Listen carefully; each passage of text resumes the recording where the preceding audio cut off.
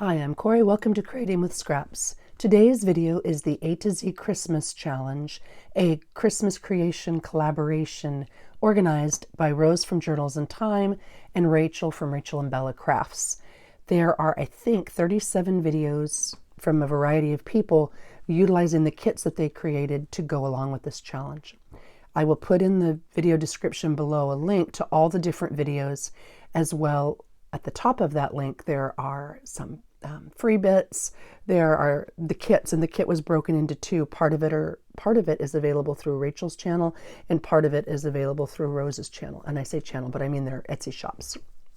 And the kits are half off through December. Then one of the nice things I found about the kit is there's just a little bit of everything in it. It's a huge kit. There's a lot. So if you like a more fun and whimsical style Christmas, or more Victorian vintagey style Christmas, or something in between, it's there. There's quite a lot to choose from, which is really nice. Each person that was doing videos was given a letter, and a couple people have the same letter. Like, for example, today I'm sharing the letter M with Rebecca from Crafty Junk Journals. So lots of videos to look at and choose from for a huge variety of projects. But the concept is to get back to basics, do fun things for Christmas projects and journaling and paper crafts and that type of thing. I'm going to get started, and if I remember something that I forgot, I will go on. For mine, I did an advent calendar. And we're not going to necessarily make the advent calendar today, but I'm going to walk you through my process for doing it. And let me see if I can zoom. There we go, just a little bit. My process and reasoning for doing it is with M. I chose the Magical Memories of Christmas. And I love December dailies, and I love the concept that Ali Edwards came up with a long time ago. But sometimes I get so bogged down, overwhelmed with creating a really cool, festive, interactive journal or book that I forget to write down the actual memories, or I get so busy doing that I don't make time to do the memories. So on this particular journal, I love Advent, and I love Advent calendars, and I've made several using Tracy Fox's incredible Christmas kits. But for this one, I wanted to do something a little bit different. I wanted to have a piece that I could keep. Well, I'm not going to keep this one, but a piece that I could keep and use year after year if I chose to, but at the same time be able to use a journal. And I wanted the journal to be interactive, easy to write in, and focused on storing just the memories, the magical memories of Christmas. So it is as basic as a journal can come, and it's just got coffee dyed paper with just a few of the images from the kit inside. It uses images from the kit, and I believe later on I have lists of what pieces I used to create this, as well as the other products. And it can be interchanged. So if I were to use this year after year, I could just put some more magnets on the back and include it. So the memories from that particular Christmas could be interchangeable, I guess. And then I can just save these and put them in a big journal if I chose to, that type of thing. So the idea is to have it continue to give. All right, before I go, and what I'm going to make in this video is the journal construction. And it's just a basic journal, but what I did something a tiny bit different, or at least a little different for me. It is no secret, though I may have intentions of creating a nice slimline journal. I often put bulky big things in, and my journals get fat quick. So this one has a super easy hand-sewn 5-pamphlet signature, but the only place it's sewn is in one spot, but yet it's still essentially 3 signatures. When I do a December daily, I don't do just through the 24th, because I'm a teacher. A lot of my fun time comes after Christmas, and I wanted to document the entire December. So I have enough spots for all of the days of December, up into and including New Year's, and a spot for New Year's Day should I choose to do that. So mine is just a little bit different, but the concept is similar. Anyway, the idea is I've only sewn it in one spot, but I've attached all the pages so that they're not one signature. They're just attached to one signature, and then it can expand a little bit and have a little bit more room for some of the chunky stuff that I put in. So it's really straightforward, and I'll show you how I did that after. All right, so let's talk about the Advent calendar. I will link this below. It is an advent calendar I purchased, I think it was $30-ish on Amazon, and it comes unfinished. I'm going to flip this over to show you what it looks like. Oh, that wasn't one of my better moves, was it? All the drawers came out. Comes unfinished in this color, and then, well, at least the drawers are numbered, right? And then I painted it to get this effect. Okay, because everybody really wanted me to watch me put the drawers back in. Well, at least the numbers are on and I can talk while I'm doing this. So I purchased it, but it doesn't have to be this advent calendar. In fact, I have a couple others over here, and which is why I'm putting these away so that I can show you. You can use any kind of advent calendar. This one was nice because it has a 2-inch deep box insert inside, which is what I wanted. Now, I made this a really simple journal with a 1-inch or 3/4-inch spine. I don't remember now what I did. But you could have a much thicker journal in here and it would still fit flush if you chose to. And it also allowed me to put some embellishments in there that were a little bit bulkier. And that's what I have done here. Okay, almost done, guys. Sorry about that. All right, I did use for the journal itself and then the paper. This paper is each of the creators has background kits. I think they're listed as RAB for Rach and Bella, and then JIT for Journals in Time. And this background that I chose was from Rachel and Bella's background pages. So that's where you can find that. And then I believe it's on her Ko-fi account. She's got some other things. These are all the different letters, and I used a sheet of those to cut out the word magic. And so that's from the kit as well. And then the images for this are from the kit. And the actual inspiration for this, I'll start there, I guess. The actual inspiration for this came from one of the images, and this was found on the P page for postcards. I'll bring it back up here if you can see, the pretty background, which was reminiscent of this. This is just a bit darker. But the pretty image of the candles in the poinsettia right here were what I used to create, or they were my inspiration, I guess, to create this vignette scene. So even the scene itself came based on something I saw in the kit. Okay, back to what I was saying. You saw the color. That's the color it comes. And I've got all the little bits and pieces that I chose. Now you can, oh, I know I was going to do, I got sidetracked again. Darn it. So here is another. This one is, these have wooden boxes. This one has little cardboard boxes and you assemble it, but it's essentially the same type of a thing.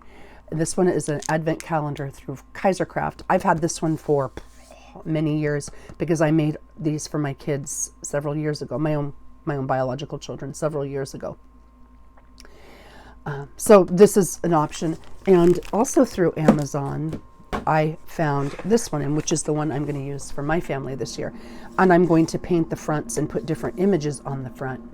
But it's the same idea. It's just a simple box. It's, I think, 2.5, maybe 2.5 inches deep. It's, I don't know, maybe 12-ish by 12, maybe a little bit bigger than 12 by 12, something like that. But I liked the different sizes of the boxes on this one, which is why I purchased this one also. But any advent calendar will work. It doesn't have to be this particular advent calendar, though this is the one I will link. Okay, so advent calendar. Then I went to Hobby Lobby. Yeah, when they had their 60% off. And I bought one of these sprigs to create, let's see, one of those sprigs and one of these sprigs to create the mimicking scene, I guess, for the front of the candles. So just use my wire cutters, snip, and some hot glue to create that. So that was, and so you can see here, I just kind of like laid them together, laid a piece of each together and wrapped it around the base, and then laid it down and glued it on. So that's how the front of the candle is made. I'm just kind of pulling out of my little bin to, well, here, see, little bin. I'm pulling out of the bin to show you all the bits that I used in creation of this so that I didn't forget something for anybody who might be interested. You could also use picks. I love little Christmas picks, and something like this would be really, really pretty. It just didn't mimic it as much. And in fact, the one that I'm going to make, the other one, I'll use this particular pick on. Let's see. So I started with paint, and these are the ones I used. I'm sure any acrylic paint would work. This happens to be Cermacoat Forest Green, and that is the background color. And then the candles are done in this Cermacoat Antique White. Again, any comparable color would work, but that's what I made the candles out of.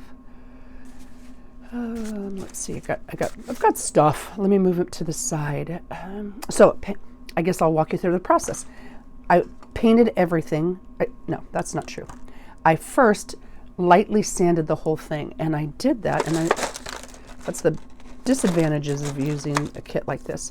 I used, because it's unfinished wood and it's simple, thin, lightweight balsa style wood, it needed a light sanding, and I just used an emery board and then a piece of broken dowel that I put some sandpaper around for this side of the drawers. And I didn't really have to work hard or anything. I just knocked back any loose bits of wood, and you will find that all of them come that way. So I just gave it a real light sanding, and then just did one of these things to knock back the loose bits of wood. Okay, so I did that first. Then I got rid of all the little sanding bits. Then I painted in this. And when I did that, let's see if I can do this without spilling all the drawers. This is the finished result. It was a little flatter than I wanted.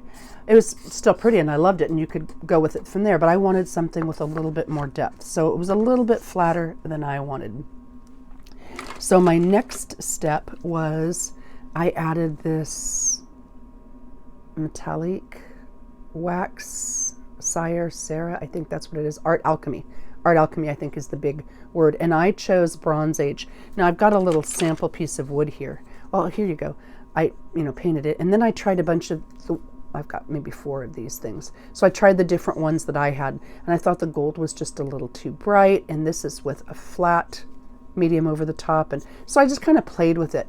But I liked the way this Bronze Age kind of melded into the background. I thought it went really well with the paper, even though it says bronze. I don't know how much bronze it looks. But so what I did was I just put some of this metal wax on my finger, and I lightly went over the drawers. I went over the fronts of the drawers, focusing, on the edges and right in here. Super simple, didn't overthink it. If I got a little bit more in some spots, I got a little bit more, a little bit less on others. So I did that, and then I let that dry. My next step, so sand, lightly sand, paint with a Cermacoat or acrylic paint, edge with the gilding wax or metallic wax. Then I used some die cut letters that I had to create, I think these are them, it's a Sizzix Thinlit set, and I don't know what set number it is. Here, let's look and see. The Sizzix Thinlits is number 662228. They don't have names, but this is an alphabet set. It's a Tim Holtz Sizzix alphabet set. That is the die cuts I used, the dies I used to die cut these letters, and it's also the one I used to die cut the word of. So I did Magic of Christmas. I thought about the Magic of Christmas, but I liked Magic of Christmas. So that's what I used to cut the letters. And at the same time I was die cutting, this is what I used, the Sizzix Thinlits 665206 to cut the word Christmas. So cut that numbers 1 time each. I cut this 3 times each, and I'll show you that when I dig to that. What's next? Okay, so then I glued the letters on the drawers, just a single layer of letters on the drawers, and then I sealed the tops. That's what I did next. I chose to use, no I didn't. I could have used just Distress Collage Medium, where did I put it? Well, a regular Distress Collage Medium. But I then thought about the Crazing one, and the Crazing Distress Collage Medium Matte is what I used. The Crazing would give you kind of a crackly effect, so if you were wanting a crackly effect, this would be really cool. And again, I would encourage, you know, a little sample scrap block of wood first to make sure that you like the look. But that one. But what I ended up using was this Vintage Distress Collage Medium Vintage, just because it worked well with that Bronze Age, and it kind of gave it, I don't know, let's see if I can pull it up and you can see, it kind of just, I don't know, gave it a little bit of a darker sheen, a little bit worn, but I just thought it was really pretty. Plus it seals it, and you can see the difference here. And I did this intentionally.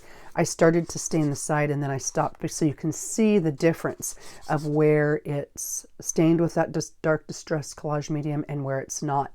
It just kind of changes the appearance. And now this does not have any, I only did the waxing on the edges.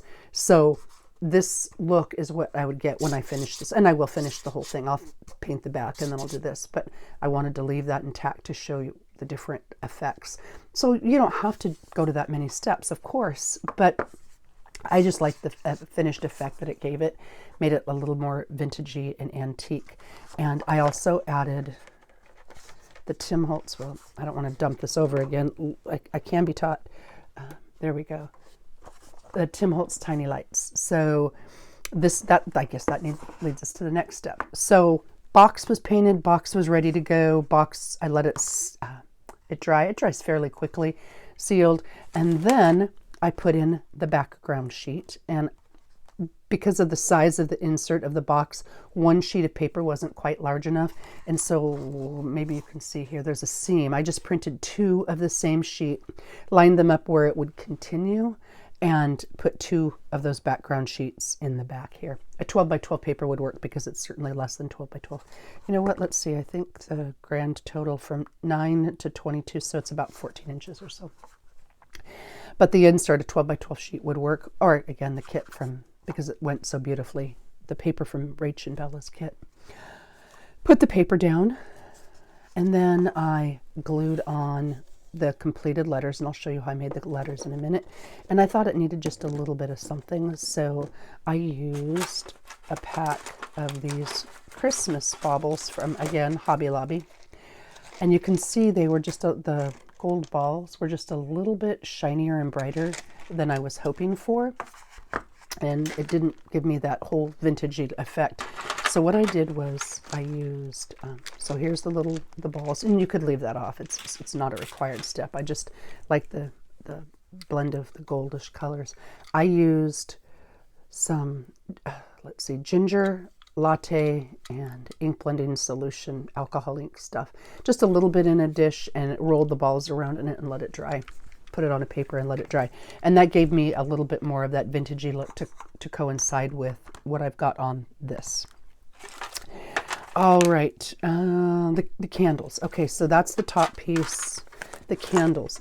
When I repurposed my closet in my bedroom, the closet had these wooden dowel coat hanger or clothes hanger things. And I saved it knowing I would need it at some point. So I used this to create my candles. Now, I had somebody say the other day that they don't have a saw.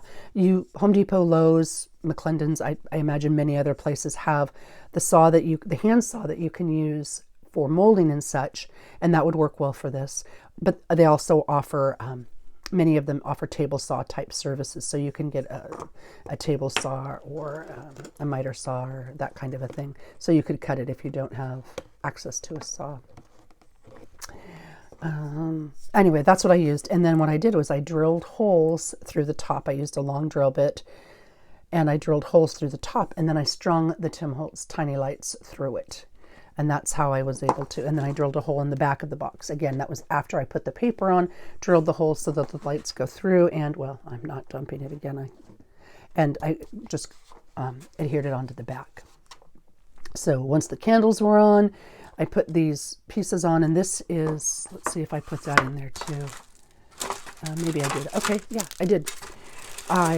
This is, pardon me, again, Hobby Lobby, this pack they go on sale fairly frequently. I think from now on, there's a couple of times they go 50% off. So not spendy in the least. And then I glued that on.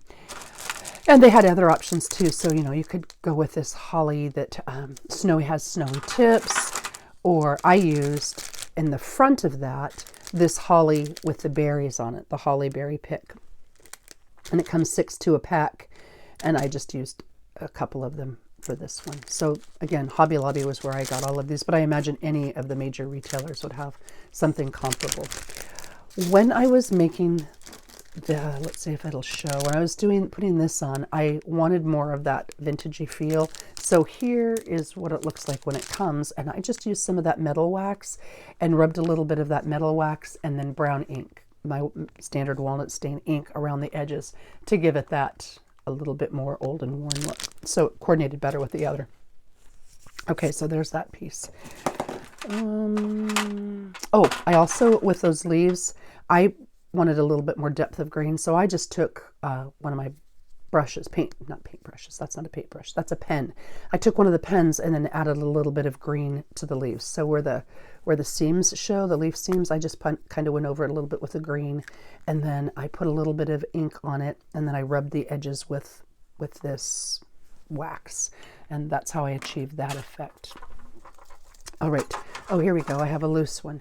Oh, maybe, here we go. Let's see, maybe I can show you. I forgot that I'd put in a loose one in that bin. There were a lot of steps to it, which is kind of why. None of it was hard, none of it was insurmountable by any means, but it was just, you know, a little bit time consuming. But oh my goodness, it was fun to do. And of course, the gold balls don't want to cooperate. I'll show you the difference in the color. And maybe it's not worth you to do the time to change the color, but it was really, really simple. Using the alcohol ink makes it super easy. Okay, put that back. And of course, I chose one that you can't tell so much. Here we go. So you can kind of see the difference, the little bit darker color that it gives you. I don't know how well you can see that, but it just kind of changed it a little bit and gave it that more antique-y look. Just an easy way to do that. Let's see. Okay, so that's the rest of these pieces, and I'll put those here. Sorry about the loud sound, but I want to get the rest of this out of the way so I don't start knocking things over. Okay, so back to this. Candles, drilled holes. See, I knew I'd forget a step. Before I put the Tim Holtz Tiny Lights through it, I painted them, and I used that Cermacoat Antique White that I told you. But again, same idea. It was just a little too flat, and so I used that same Distress Collage Medium over the edges of it to give it that little bit, you know, to match the rest of it, basically. And I did not bronze these, the metallic bronze, but I could have, and it would have been just fine. Oh, I had something in my hand and I was showing you, and then I put it back and I put it down, and now I don't see what I did with it. Well, darn nabbit. See, that's the disadvantage of too much stuff. I was going to show you the letters. Oh, here they are. Here they are. Okay. And again, just a matter of how much time or interest you want to place on the different details. So here is the letter that I cut out from that Sussex set. And here is the completed letter that I used to mount them. And I just, again, wanted the whole thing to have the same feel to it. So I cut 3 of these. I cut 1 in black and 2 in this red paper. And this red paper is a Basil Basics, I want to say it's chili pepper or something like that I've had for a really long time. There's little flecklies in it. And it's just a great red, and it went well with the poinsettia, and it went well with the kit, and I just really like it. So I was glad that I still had some pieces left. Anyway, cut 3 of those, and you can see here the difference. When I was done cutting them, I glued and stacked them together, and that's actually pretty easy to do with the fine tip glue. It looks like it would be fiddly, but you have enough of a wiggle room. Does not work well with really thin paper, so keep that in mind.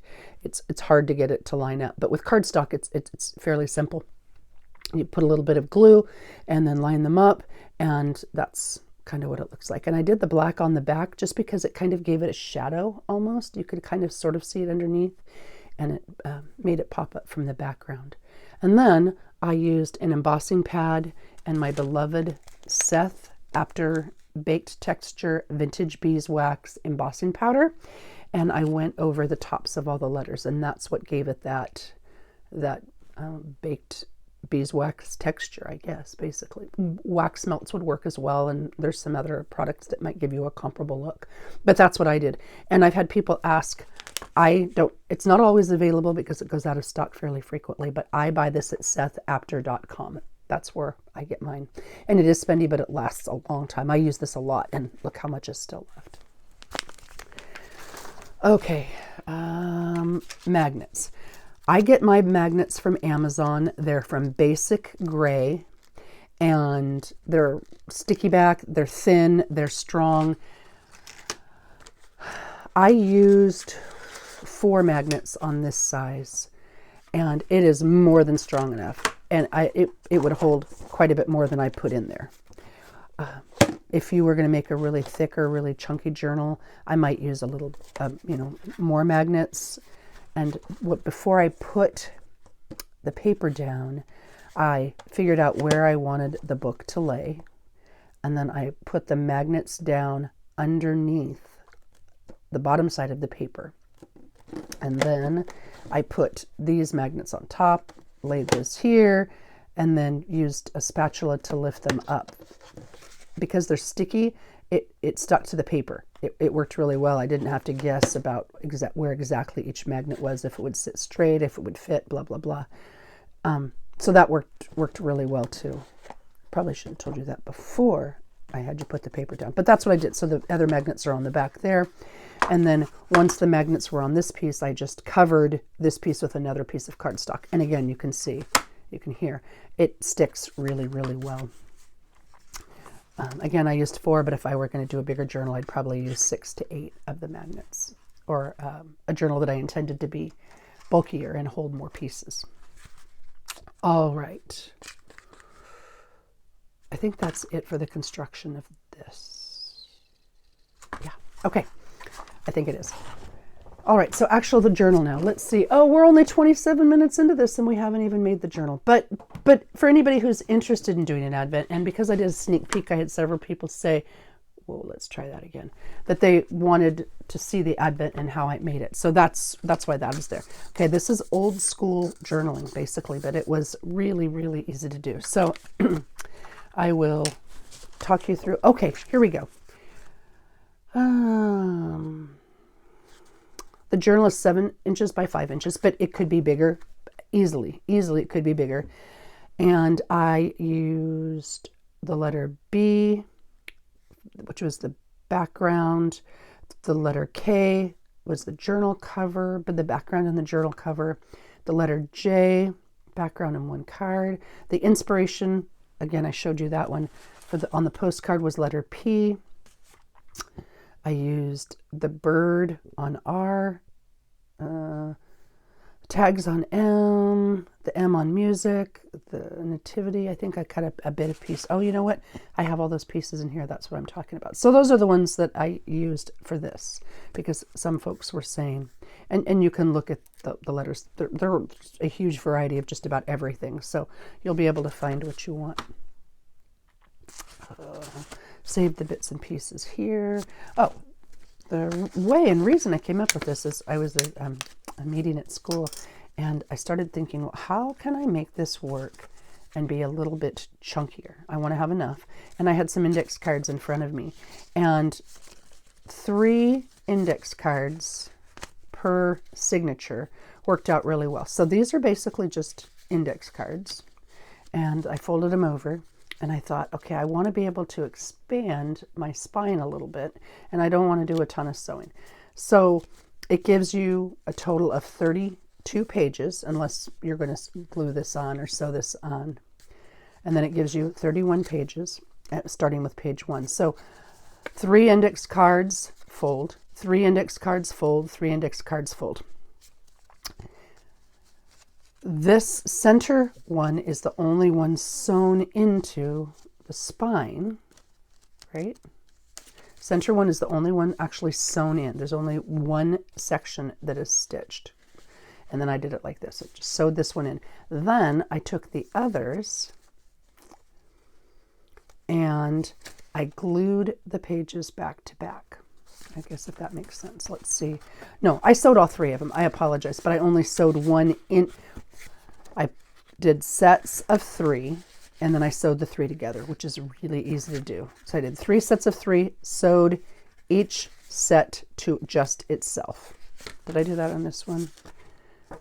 Oh, yeah, here we go. I made a bigger one as a sample. See, I'm smarter than I look sometimes. Here we go.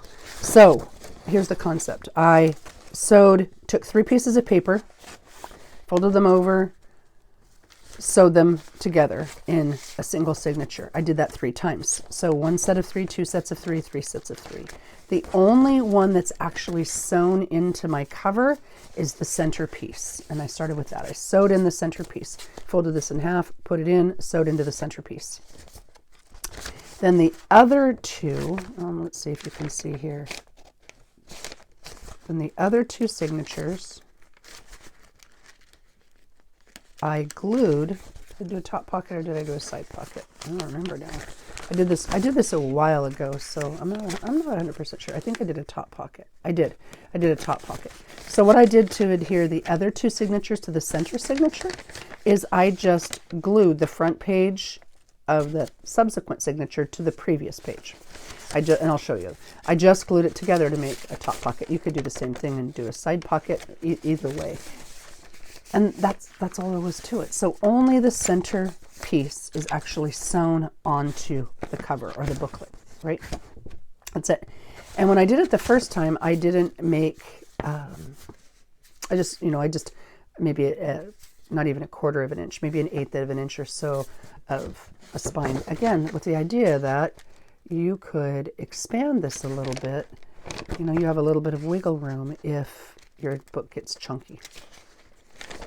So, you know, if it pulls out, you've got a little bit more room than you would with just a regular single signature spine. It gives you a little bit more flexibility. At least that was the concept. And you could make this a little bit wider if you chose to. And again, I used just regular, when I was playing with this, I just used regular coffee dyed copy paper.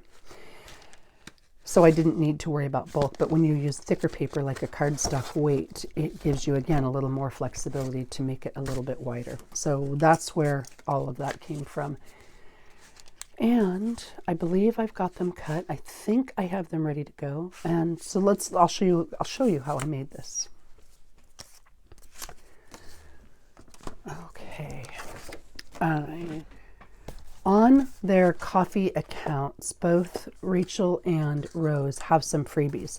And one of the freebies that was added was this beautiful green and red Christmas tree-ish paper, and it goes really well with many of the pieces in the kit.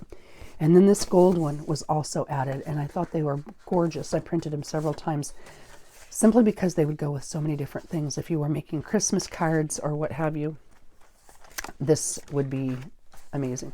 And you can see I printed these on Neenah Solar Crest Polar White 80-pound cardstock. I buy mine on Amazon. I really like this paper. There's 250 sheets in a ream, and it's $25, something like that. Really pleased with the quality. I like the way it prints. I like the color. I like the weight. It's thick enough without being too thick. For people who like thinner journals, it might be too much, but I really like it. So there's that. Okay. The sample, I did a different, where'd it go? I'm so efficient that I put it, there it is. I put it to the side. For the sample, I did just a basic fold over. I didn't cut it, or did I cut it? No, I didn't. I didn't cut it to the same dimensions. I just trimmed down these papers and folded them. So if you were wanting to make exactly the same size that I made in there, it's just slightly different, but it is, again, made with the kit. And I believe this was, let's see, this is 3 inches by 7. 3 by 7 is the grand total size on this one. You could make it a little bit bigger. You can fit an 8-inch journal in there easily, and you could make it wider because you could change the size of your seam. So I'm not going to focus so much on the exact size of this one, but just rather the construction. Okay, and so here, this is, again, sample. You can make it any size you want. Size doesn't matter on this. All right, I cut down some of the papers. I cut down 9 sheets of the background paper that Rachel had made. And I used this one because it's light enough that you can still write on it if you don't want to put anything else on top of it, or if you don't want to put, journaling spots and such that I normally do. So you can, use it like this. But then the other one had Jingle Bell paper on it, and that would work really well too.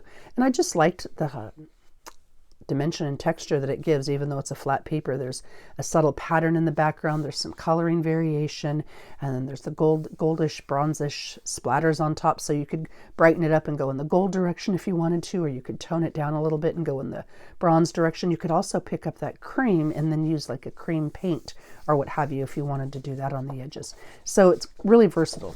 So I cut down a bunch of these, and again, I'm not going to focus on the size because it doesn't really matter.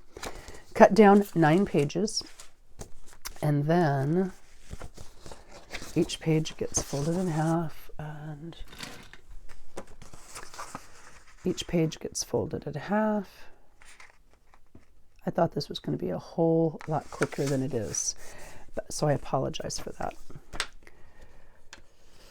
They were supposed to be shortish videos, and well, epic fail. But there's details that I wanted to walk through in case you needed it. Oh, here we go. So I was going to use this one as the cover. You can see I originally was going to use this one before this came to light, and then I decided that I wanted to change that up.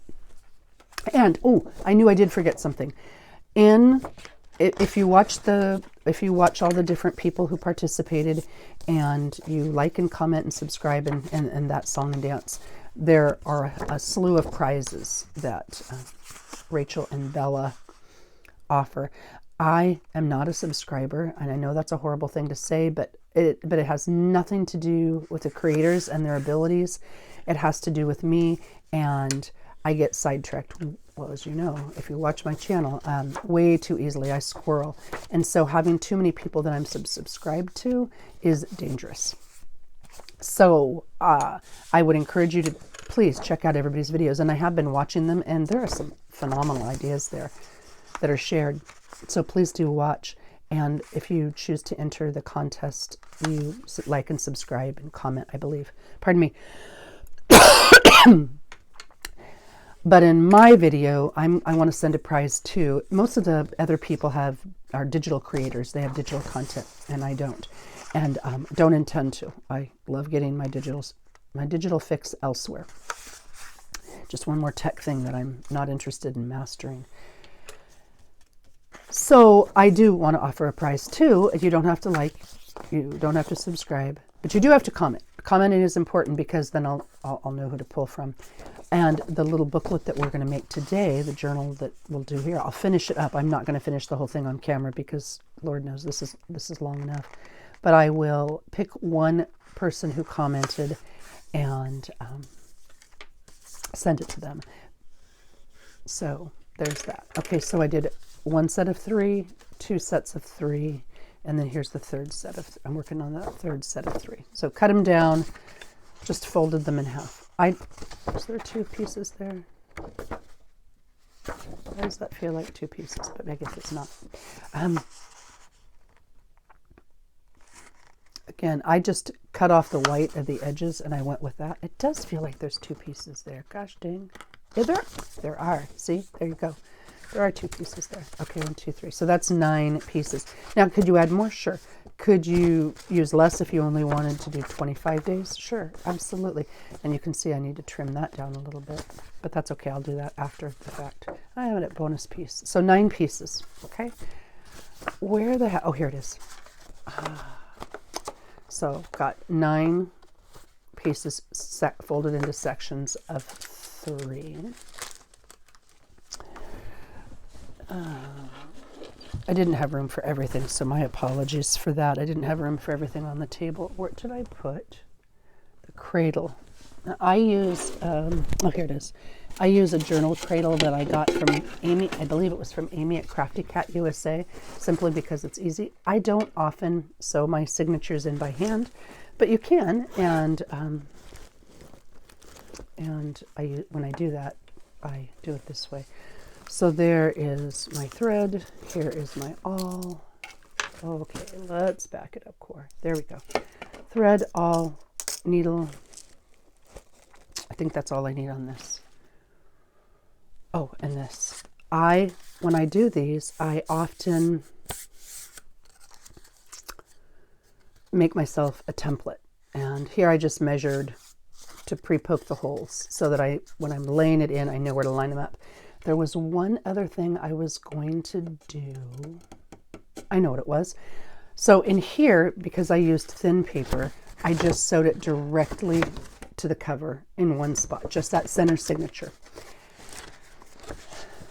What I'm going to do for this one is only marginally different because I want to have a spine of about 1/2 inch to 1 inch. I want to have a little bit wider spine. So what I'm going to do to get that effect is I'm going to cut myself, here I'll use this. I'll use this because it's the right one. I'm going to cut myself an extra piece to put in just that center signature. And I'll do 3 inches because I want 1 inch spine and 1 inch on each side. So I'll do 3 inches. You could do 4, you could do 5. You want to give yourself enough space, but you don't need to have it too wide. It doesn't need to be the width of your cover. So I'm going to randomly choose 3 and just hope that 3 works. So same width as the other papers, cut at 3, and then I'm just going to fold this in half. And you could score it, but it really isn't necessary for this step. And it doesn't have to be perfectly in half, and it doesn't have to be a super sharp crease. So taking one extra bit, folding it in half just like that. And then on what is going to be my center spine, I am going to lay it in just like this. So let's do the center spine first. You can use paper tape to hold these together. You can use clips. You can use paper clips, whatever you like. But I usually, actually paper clips work great in the cradle because they don't get in the way. So let's use some paper clips. I'll use paper clips to hold these in, make sure that, and that's just to make sure that the tops and bottoms stay lined up. If I don't care if they're lined up, then I wouldn't do this step, but sometimes I want them to be lined up. Okay, so there's that. Get this stuff off here. In the cradle, and again, you don't have to use a cradle, but it makes my life easier. And then I'll put this down in here. See, these paper clips just seem to fit a little bit nicer than the quilting clips. And then this piece, maybe I should have put that on first. Oh, you can see this, it was a little bit bigger, but that's okay. I can either trim it off or I can eyeball. And in this case, I'm just going to eyeball. This one was designed for the original journal that's inside. And I'm just, rather than making another one, I'm just going to repurpose this. And that will hold this in place. But I do want to make sure, and it doesn't have to be, that's another nice thing about this. They don't all have to be perfect. Each of the sewn signatures, or each of the sewn sections, don't all have to be perfect because they're not all lining up with one signature. Now, why, Corey, are you not putting all 9 pieces? The problem is what happens when I put all 9 pieces in one signature, I get that gator mouth and I get a pull. If I create smaller, more multiple signatures, there's less pull, it's easier to write in, and it lays a little bit flatter.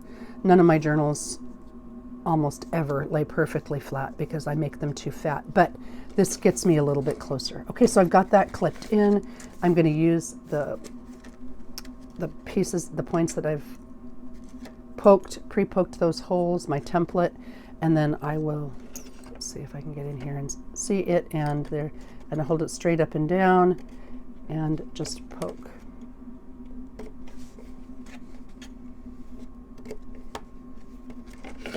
Whoops, there went the lid. And the lid, in case anybody asks, it's just a knitting needle cap. Hobby Lobby carries them. You can get them on Amazon. I'm sure other places do. Knitting stores would. Okay, poke and poke. All right, so that is the first signature, first section. I keep saying signature just because we're used to that word, but they are not separate signatures, they're separate sections. It's really a single signature. It's just The difference is how I've assembled it. Which needle do I want to use? I thought, maybe I'm crazy, but I thought I pre-cut and pre-loaded a needle. I think I did, but well, it's not here in front of me, so let's just do this. Is the eye on this one? Yeah, the eye on that one's large enough.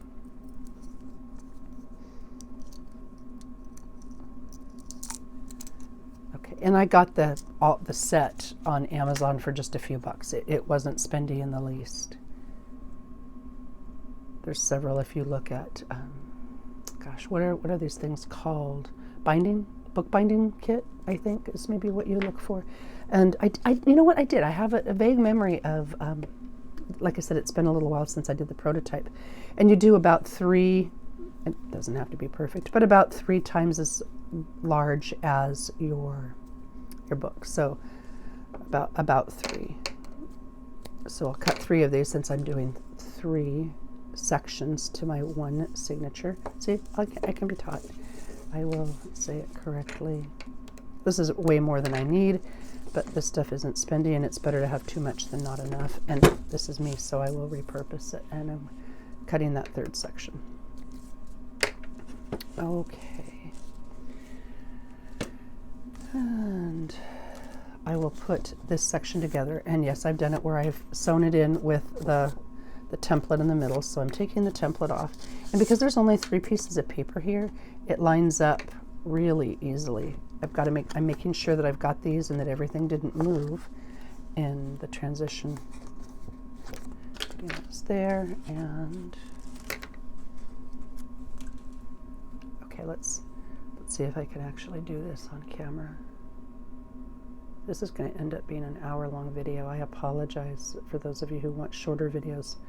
See, now this is the challenge. Am I going to be able to see that to get it in, which is why I pre-threaded my needles. Okay, can't see that. Plan B, going to a bigger eye so that it fits more easily.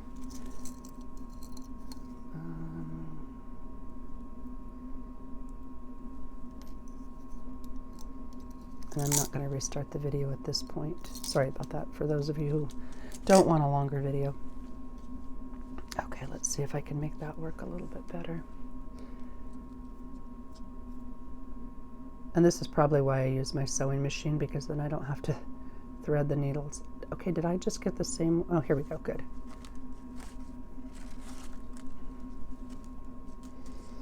All right, personal preference. Some people like 3-hole pamphlet stitch. Some people like more. There's all different kinds of really cool stitches, and there are channels where people focus on the different ways that you combine. But this is just a simple 5-hole pamphlet stitch, and this is my preference.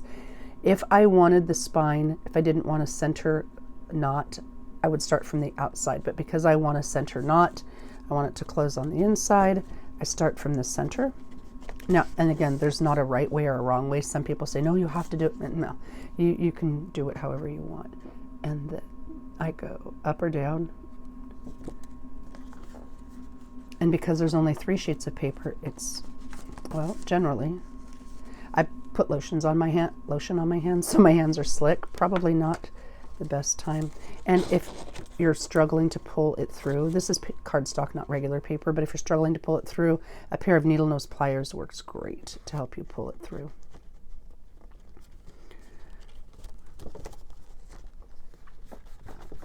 Okay, and I'll show you what I mean, because my hands are so slick that it's not working. All right, so some pliers, and that just makes it easier to pull it through if it gets stuck. This is wax linen, so it's not that, it's just the cardstock itself.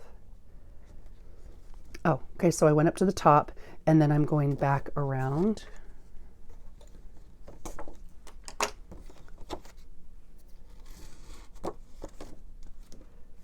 And pulling it through, making sure that the end of the thread comes out. There we go. I'll move this down. And then I'm going to go back through the center. I generally pull the center piece that was already there, the tail, to the side so that I don't split the thread. There we go. And then I'm going to go towards the bottom. I guess it doesn't really matter. This is non-directional, so top or bottom.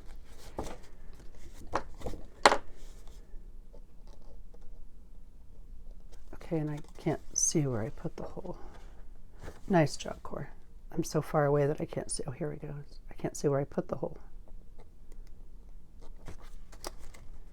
Well, heck. There it is. So I went through the other side to see where the hole was, but that made it just a little bit larger here. There we go.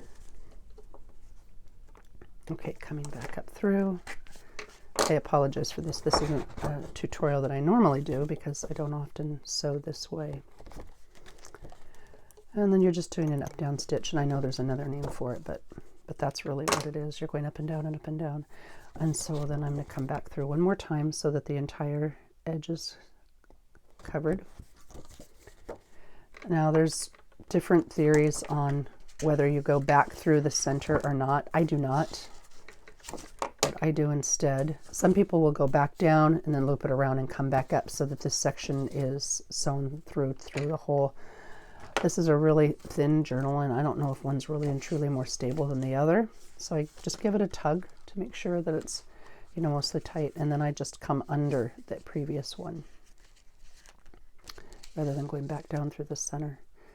And then I'll tie a knot.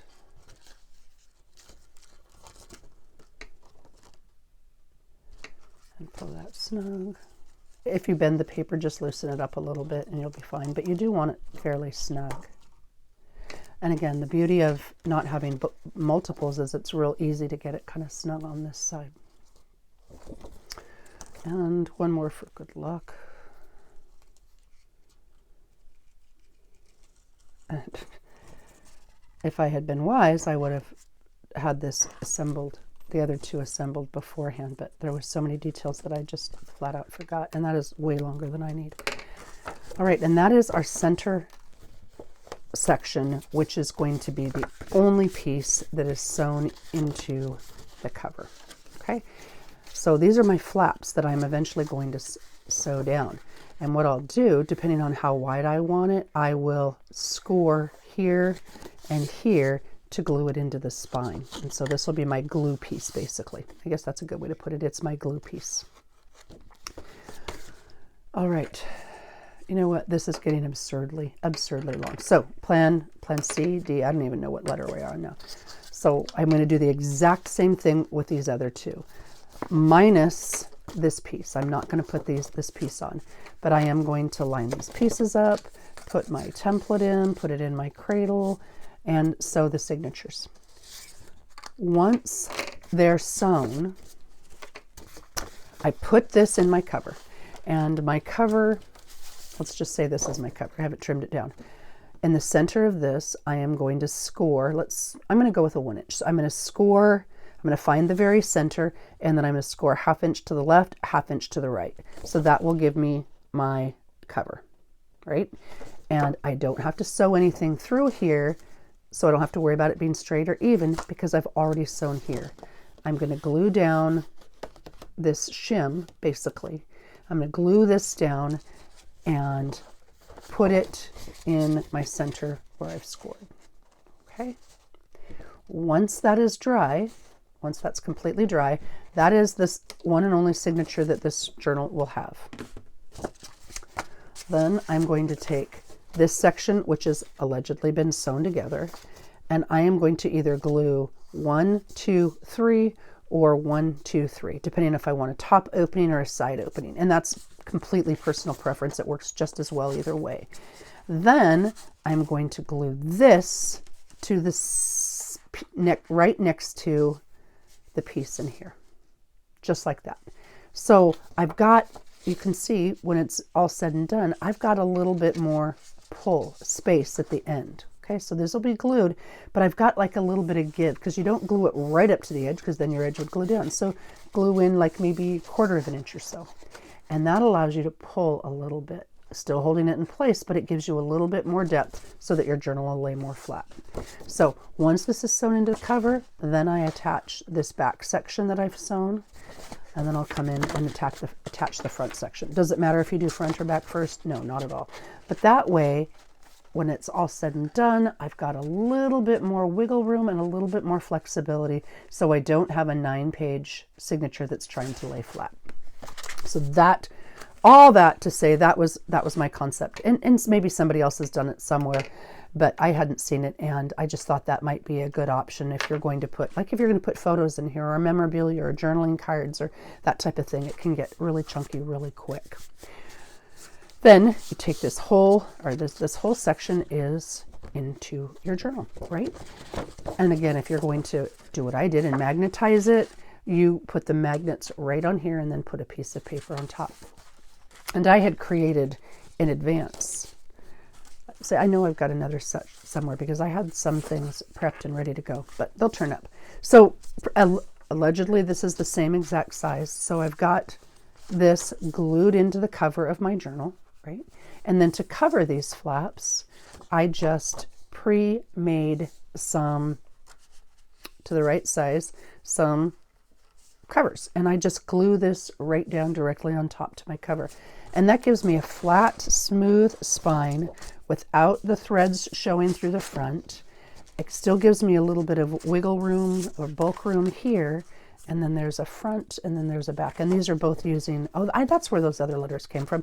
These are using those previous pieces that I mentioned. So I am going to finish this up. I'm not going to number the pages, but I'll include some little bits and baubles, and this completed project will be the gift that I'm giving away on my channel. And on this, just so you can see, I used, this is one of the freebie on Rachel's coffee page. I used some Nuvo Deluxe Crystal Glaze to accent the letters, or to the little berries to make them pop. And on this one, what did I do on this one? I used one of the tags, and then I fussy cut a bell, and then I made a double pocket, basically, so that there's a pocket here, and then it's a side tuck pocket. And that could be front or back. I don't suppose it really matters. Anyway, that is it. Thank you very much for watching. I apologize for the length, and I hope you enjoy this fun Christmas collaboration. Thank you to Rachel and Rose for organizing it and for including me. Take care and happy creating.